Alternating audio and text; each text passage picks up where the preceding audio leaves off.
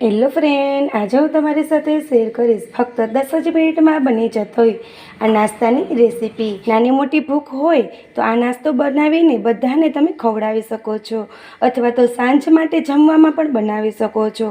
ઉનાળામાં રોજ શેનું શાક બનાવવું એ પણ દરેક ગૃહિણીને વિચારવું જ પડે છે। તો એકવાર સાંજ માટે આ નાસ્તો બનાવો, બધાને ભૂખ ખૂબ જ ભાવશે અને અઠવાડિયામાં 3 વાર ડિમાન્ડ થશે એવો તો સુપર ટેસ્ટી આ નાસ્તો બનીને તૈયાર થઈ જાય છે। લીધેલા છે તો રેગ્યુલર આપણે જે મમરા પેકેટમાં મળે છે એ જ મમરા આપણે લેવાના છે અને મમરાને મેં અહીંયા તડકે સૂકવીને લીધેલા છે। મમરા આપણા ક્રિસ્પી હોવા ખૂબ જ જરૂરી છે। જો આ રીતના મમરા તમારા ક્રિસ્પી હશે ને તો ખૂબ સરસ એવો નાસ્તો તમારો બનીને તૈયાર થશે। તો સૌથી પહેલાં તો મેં અહીંયા એક જાડા તળિયાવાળું પેન લીધેલું છે। હંમેશા મમરા વઘારતી વખતે પેન આપણું જાડું હોવું જોઈએ, જેથી તળિયે મમરા આપણા દાજી ના જાય। તો હવે મેં અહીંયા 3 થી 4 મોટી ચમચી જેટલું તેલ લીધેલું છે। તેલ ગરમ થાય ત્યારબાદ આપણે અડધી ચમચી જેટલું રાઈ અને જીરું એડ કરીશું અને સરસ રીતે રાઈ અને જીરુંને ચટકવા દેશું। રાઈ અને જીરું આપણું સરસ રીતે ચટકવા લાગ્યું છે ત્યારબાદ આપણે તેમાં ½ ટીસ્પૂન જેટલે આપણે હિંગ એડ કરીશું અને અડધી ચમચી જેટલે આપણે હળદર પાવડર એડ કરીશું।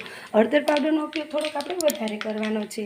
ત્યારબાદ આપણે મીઠા લીમડાના કરીશું અને ગેસની ફ્લેમને આપણે લો કરી દઈશું અને જે આપણે કોરા મમરા લીધા છે એ મમરાને આપણે એડ કરી દઈશું।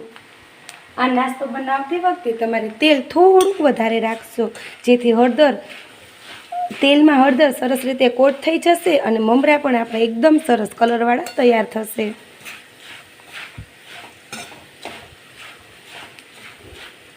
સરસ રીતે આપણે મિક્સ કરી લઈશું। તો મીડિયમ ગેસની ફ્લેમ પર તમે જે આ રીતે હલાવતા જશો ને એમ સરસ એવા તમારા મમરા હળદરથી કલરફુલ બનીને તૈયાર થઈ જશે, સરસ રીતે હળદરમાં કોટ થઈ જશે। અને ગેસની ફ્લેમ મીડિયમ ટુ લો જ રાખવાની છે, બિલકુલ હાઈ નથી કરવાની। જો હાઈ ગેસની ફ્લેમ હશે ને તો મમરા તમારા નીચેથી દાજી જશે। તો 2 મિનિટ જેવું લગભગ થઈ ગયું છે અને મમરા આપણા એકદમ ક્રિસ્પી તો હતા જ, પણ ગરમ થયાને લીધે વધારે ક્રિસ્પી તૈયાર થઈ ગયા છે। તો આ સમયે આપણે ગેસની ફ્લેમને બંધ કરી દઈશું, ત્યારબાદ જ આપણે સૂકા મસાલા એડ કરીશું। તો સૌથી પહેલાં તો આપણે 2 ચમચી જેટલું મેં અહીંયા ખાંડને દળીને લીધેલી છે તે આપણે ખાંડનો પાવડર એડ કરીશું। જો આ નાસ્તામાં થોડુંક ગળ્યાશ હશે ને તો ખાવાની તો ખૂબ સરસ મજા આવશે। ત્યારબાદ તેમાં અડધી ચમચી જેટલું આપણે લાલ મરચું પાવડર એડ કરીશું, સ્વાદ પ્રમાણે મીઠું એડ કરીશું અને સરસ રીતે મિક્સ કરી લઈશું। જો ગેસની ફ્લેમ ચાલુ હશે ને તો જે આપણે સૂકું લાલ મરચું એડ કર્યું છે ને એ દાજી જશે અને સરસ રીતે મિક્સ કરી લઈશું। તો એકદમ સુપર ટેસ્ટમાં બેસ્ટ એવા મમરા આપણા વઘારીને તૈયાર થઈ ગયા છે। તો હવે આ મમરાને આપણે સાઈડ પર રાખી દઈશું। નાસ્તાને એકદમ સુપર ટેસ્ટી બનાવવા માટે અને દહીં પૂરી ચાટને પણ ભૂલી જાઓ ને તેવો બનાવવા માટે મેં અહીંયા અડધો કપ જેટલું દહીં લીધેલું છે। તો દહીંમાં આપણે સૌથી પહેલાં તો સ્વાદ પ્રમાણે મીઠું એડ કરીશું, ત્યારબાદ તેમાં અડધી ચમચી જેટલું આપણે લાલ મરચું પાવડર એડ કરીશું અને 2 ચમચી જેટલી આપણે આખી ખાંડ એડ કરવાની છે। જો તમે દળેલી ખાંડનો ઉપયોગ કરશો તો પણ ચાલશે। તો સરસ રીતે આપણે એડ કરી દઈશું અને સરસ રીતે દહીંને આપણે એકદમ લીસું તૈયાર કરીશું। તો આ રીતે હેન્ડ મિક્સરના મદદથી આપણે દહીંને સરસ રીતે લીસું તૈયાર કરી લઈશું। દહીંપૂરીમાં હંમેશા દહીં ઘાટું હોય છે, પણ આ રેસીપીમાં આપણે દહીંનું પ્રમાણ ઘાટું નહીં પણ આપણે પાતળું રાખવાનું છે। તો તેના માટે આપણે અડધો કપ જેટલું પાણી એડ કરીશું।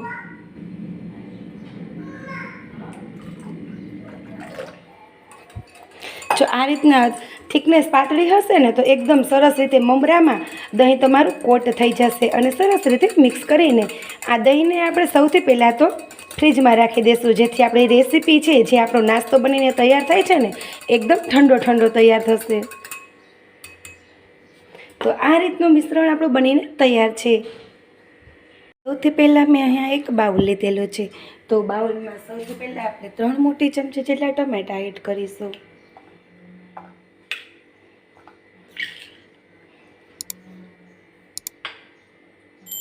એક મીડિયમ સાઇઝની મેં અહીંયા ડુંગળીને આ રીતનું કટિંગ કરીને લીધેલી છે તે પણ આપણે એડ કરીશું। 2 ચમચી જેટલી મેં અહીંયા કાચી કેરીને આ રીતનું કટિંગ કરીને લીધેલી છે, તે પણ એડ કરીશું. કાચી કેરીનો ટેસ્ટ આ નાસ્તામાં ખૂબ સરસ એવો આવે છે. ત્યારબાદ મેં અહીંયા આ રીતનું કેપ્સિકમ મરચું લીધું છે, તે આપણે એડ કરીશું. કેપ્સિકમ મરચું સ્વાદમાં તીખું નથી હોતું, એટલા માટે આપણે મરચું એડ કરીએ છીએ. ત્યારબાદ આપણે 2 ચમચી મોટી આપણે મસાલા સિંગ એડ કરીશું. મસાલા સિંગનો ટેસ્ટ આ નાસ્તામાં ખૂબ સરસ એવો આવે છે. ત્યારબાદ આપણે 3 ચમચી જેટલા આપણે તીખા મીઠા જે ચવાણું મિક્સ આવે છે ને એ આપણે એડ કરીશું. હવે સરસ રીતે આ બધી જ વસ્તુને આપણે મિક્સ કરી લઈશું. તો તમે જોઈ શકો છો, જો સ્ટફિંગ જ આપણું આટલું ટેસ્ટી છે તો નાસ્તો આપણો કેટલો સરસ ટેસ્ટી બનશે. તો એકવાર ઘરે તમે ચોક્કસ ટ્રાય કરજો, બધાને ખૂબ જ ભાવશે. જો આજે તમને મારી આ રેસીપી ગમે ને તો લાઈક અને શેર કરવાનું ના ભૂલતા. સાથે સબસ્ક્રાઈબ કરી બેલ આઇકોનને જરૂરથી દબાવજો. ત્યારબાદ હવે આપણે જે મમરા વઘાર્યા છે એ મમરાને આપણે એડ કરીશું. બધા જ મમરા એડ કરવા જરૂરી નથી, એકદમ ઓપ્શનલ છે. તમારે જેટલો નાસ્તો બનાવવો હોય તેટલા પ્રમાણમાં તમે મમરાને એડ કરી શકો છો. ત્યારબાદ આપણે જે ઠંડુ દહીં બનાવેલું છે ને એ દહીંને આપણે 4 થી 5 મોટી ચમચી જેટલું એડ કરીશું.